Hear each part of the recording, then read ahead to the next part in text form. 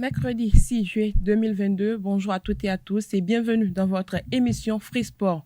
Dans le cadre du projet Sport au féminin, le deuxième camp de basketball dirigé par Alessandra Changwe a démarré ce lundi 4 juillet 2022 au stade Charles de Gaulle de Porto Novo. Pendant 3 jours, l'experte et entraîneuse française, manager du NBA, a donné des notions aux 11 anciennes et joueuses basketteuses des départements de l'Atlantique, du littoral en deux phases théoriques et pratiques. Autre information, l'association sportive Asiki Foot a organisé le dimanche dernier à Active Africa de FIFADI la deuxième édition du tournoi de foot à 5 dénommé Africa Foot 5. Au terme de la compétition, Trinité FC a remporté le Graal en dominant en finale Neo Market sur le score de 3-2. Le reportage est signé Seton Delarios Adiakbenon et Samuel Aguia. Ils sont jeunes, passionnés du football. Leur rêve est de promouvoir les talents à la base. Pour concrétiser cette ambition, ils se constituent en association sportive, Asiki Foot en 2017. Et depuis 2021, ils organisent un tournoi dénommé Asiki Foot 5 pour se faire connaître. Le tournoi Asiki Foot 5, c'est un tournoi qui se joue à 5 et qui regroupe 8 équipes réparties dans 2 poules différentes. Les équipes vont s'affronter en match de poule et les 2 meilleures équipes seront qualifiées directement pour les demi-finales. Le dimanche 3 juillet 2022, la deuxième édition de la compétition bat son plein sur les installations d'Active Africa de FIFADI à Cotonou. À l'issue des matchs de groupe, Trinité FC, Young FC, Neo Market et Ladi FC obtiennent leur ticket pour le carré d'as.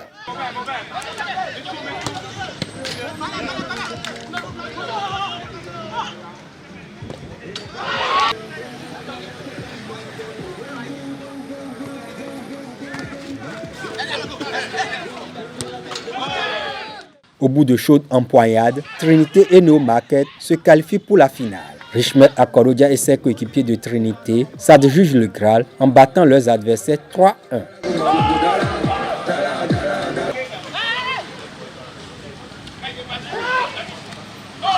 Technicité et engagement. Les joueurs ont pris du plaisir sur le tournoi Asiki Foot 5 2022. Ils tirent un coup de chapeau aux organisateurs. C'est la première fois que je suis venu jouer la compétition. Bon, c'était bien dans l'ensemble, c'était bien organisé et il y a du plaisir dans le jeu et on s'est fait du plaisir quand même et puis bon, on a bien commencé et puis on a bien terminé. C'est la joie de mon côté et de toute mon équipe, nous avons bien joué et puis nous avons remporté.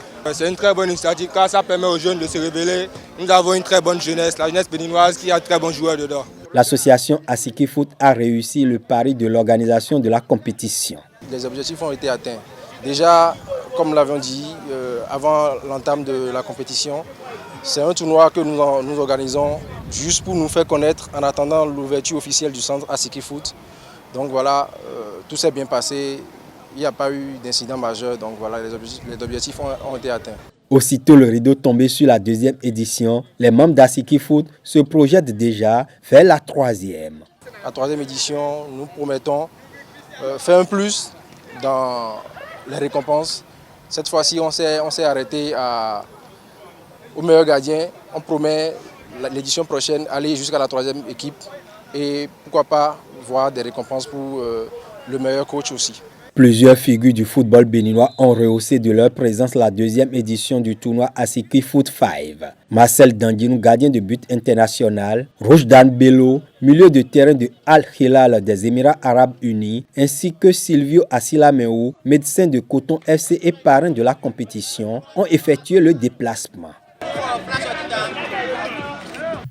Une nouvelle compétition continentale naît en Afrique. Il s'agit de la Super League africaine qui débutera au mois d'août par la saison 2023-2024. L'annonce a été faite par le président de la Confédération africaine de football, Patrice Motsepe.